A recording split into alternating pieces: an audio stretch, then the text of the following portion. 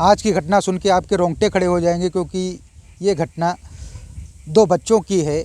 एक बच्चे की उम्र 10 साल होती है और एक बच्चे की उम्र 15 साल होती है। ये दोनों बच्चे इतना शातिर दिमाग होते हैं कि पुलिस वालों को भी बहुत छकाते हैं, जिससे पुलिस वाले भी दंग रह जाते हैं। नमस्कार दोस्तों, मैं हूं संजीव और आप देख रहे हैं स्टोरी बाय क्राइम तक।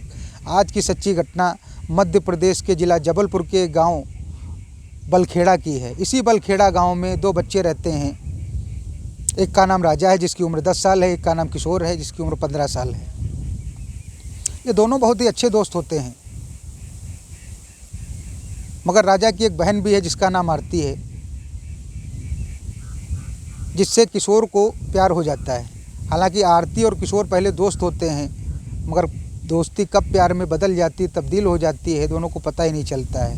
अब ये दोनों जब कभी मौका पाते हैं तब गांव में इधर उधर मिल लिया करते, मुलाकात कर लिया करते हैं, बातचीत कर लिया करते हैं। राजा इस बात से बिल्कुल भी अनजान है, बेखबर है। वो नहीं जानता है कि उसका दोस्त उसकी बहन से प्यार करता है। एक दिन ये दोनों मुलाकात कर रहे होते हैं, तभी अचानक वहाँ राजा आ जाता है, उन लोगों को देख लेता है। राजा को सामने देखकर ये दोनों बहुत ही घबरा जाते हैं, परेशान हो जाते हैं। ये सोचने लगते हैं कि अगर ये बात इसने घर वालों को बता दी तो क्या होगा। तो ये दोनों राजा के पैर पकड़ के माफ़ी मांगने लगते हैं, हाथ जोड़ते हैं उसके सामने, कहते हैं आगे ऐसा नहीं होगा, इस बार माफ़ कर दो। तो राजा भी मान जाता है। वो माफ़ तो ज़रूर कर देता है, मगर उसके बदले किशोर से पैसों की डिमांड करता है। किशोर कहता है ठीक है, मैं तुमको पैसे दूंगा। किशोर उसकी डिमांड को पूरी करता है। अब आए दिन किसी ना किसी बात पे राजा किशोर से डिमांड करता है। हालांकि राजा ऐसी डिमांड करता है जो किशोर पूरी कर दे। कभी वो 50, कभी 100, कभी 200, कभी 300 ऐसे रुपए मांगता है। लेकिन किशोर कोई काम धंधा तो करता नहीं है। वो ये रुपए अपने पापा की जेब से या अपनी माँ के बैग से चुरा के लाता है और राजा को दे देता है। एक दिन राजा एंड्रॉयड फ़ोन की मांग कर देता है किशोर से, जिसकी कीमत 15 से 20 हज़ार होती है। जब ये बात किशोर सुनता है, अब वो बहुत परेशान हो जाता है। भाई अभी तक राजा उससे 100, 200, 300, 50 रुपये मांगता था, तो चलो ठीक है। अब वो सोचता है इतने रुपए मैं कहाँ से लाऊं जो इसको मोबाइल ख़रीद के दूं। वो सोचता है मैं इसकी कब तक डिमांड पूरी करूंगा, और वो एक प्लान बनाता है। उसी प्लान के अंतर्गत वो राजा को घर से बुलवाता है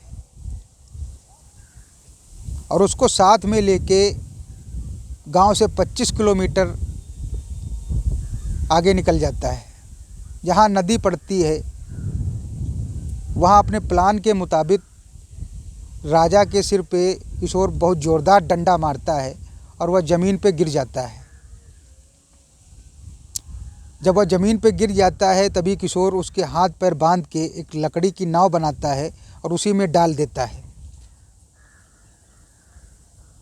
और उस लकड़ी की नाव को धक्का मार के नदी में बहा देता है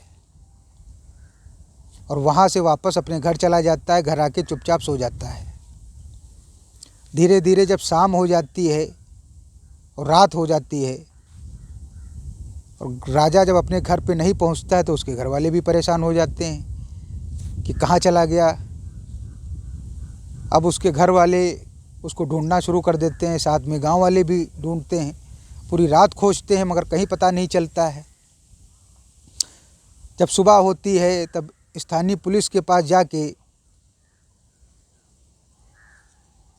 राजा के परिवार वाले गुमशुदगी की रिपोर्ट दर्ज करवाते हैं। पुलिस जांच प्रक्रिया शुरू कर देती है, मगर धीरे धीरे 1 हफ्ता बीत जाता है, राजा का कुछ भी पता नहीं चलता है। तो गांव वाले आक्रोशित हो जाते हैं, गुस्सा हो जाते हैं, जिससे मध्य प्रदेश पुलिस के खिलाफ नारेबाजी भी करते हैं। जब उच्च अधिकारियों को इस बारे में पता चलता है सोशल मीडिया के माध्यम से, तब इसमें जांच प्रक्रिया और तेज कर दी जाती है। तभी पुलिस को पता चलता है कि आखिरी दिन राजा को उसके दोस्त किशोर के साथ देखा गया था। पुलिस किशोर से पूछताछ करती है। किशोर कहता है हम दोनों अच्छे दोस्त थे, ठीक है, हम दोनों आते जाते थे, वो भी ठीक है, मगर राजा कहाँ गायब हो गया, कहाँ चला गया है, ये मुझको नहीं मालूम है। अब पुलिस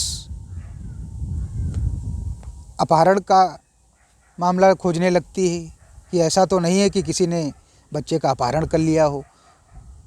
तो राजा के परिवार का बैकग्राउंड पुलिस पता करती है। तो राजा बहुत ही गरीब फैमिली से होता है।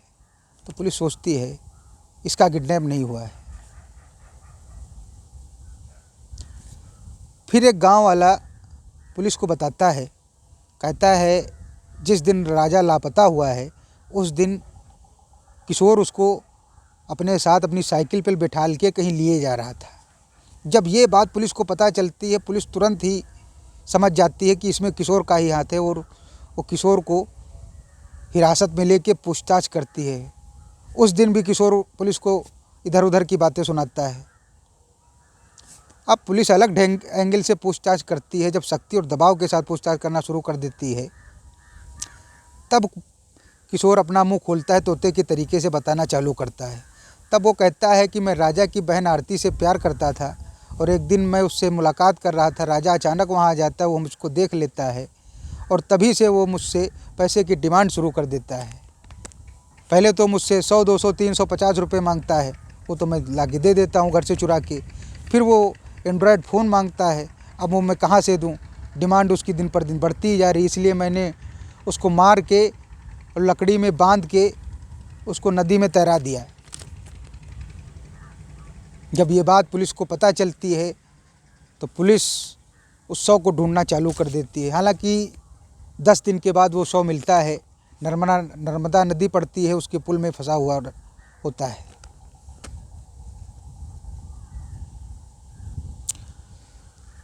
पुलिस किशोर को संगीन धाराओं में गिरफ्तार करके कोर्ट में पेश करती है और कोर्ट उसको सज़ा सुनाती है।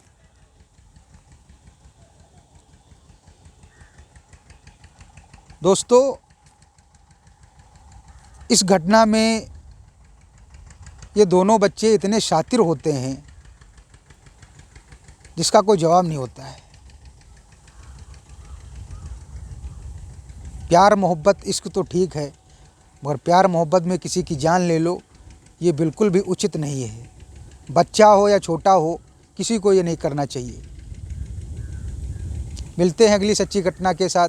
तब तक के लिए जय हिंद, जय भारत।